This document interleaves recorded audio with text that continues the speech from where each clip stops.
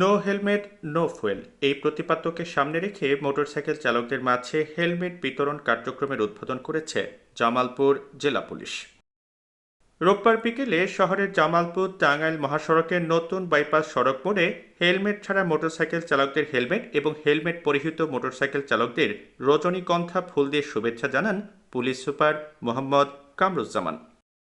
এছাড়া police super petrol পাম্পে no helmet no fuel কর্মসূচি বাস্তবায়নে পাম্প সংশ্লিষ্টদের প্রতি আহ্বান জানান। পুলিশ সুপার নিজ হাতে পেট্রোল পাম্পে নো হেলমেট নো ফুয়েল কর্মসূচির স্টিকার লাগিয়ে দেন।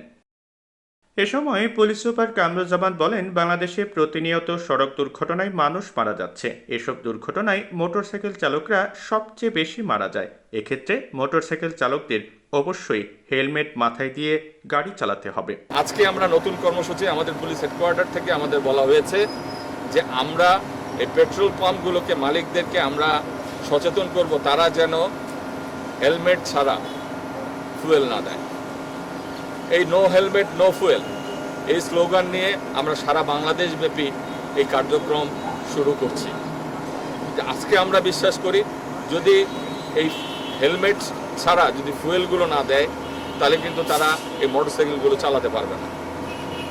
আমি পেট্রোল পাম্পের মালিকদের আবারও বারংবার অনুরোধ করছি, আপনারা যদি এই স্লোগানে আমাদের সাথে এসে একটি সামাজিক আন্দোলনে যোগ দেন, অবশ্যই আমরা এর থেকে একটি বড় সুফল পাবো। এ সময় পুলিশ সুপার আরও বলেন, ট্রাফিক আইন লঙ্ঘনকারীদের বিরুদ্ধে কঠোর আইনি ব্যবস্থা নেওয়া হবে। আমরা হেলমেট ছাড়া মোটরসাইকেল চালাবো না এবং পাম্পের মালিকদের বলছি আপনারা হেলমেট ছাড়া ফুয়েল দিবেন না।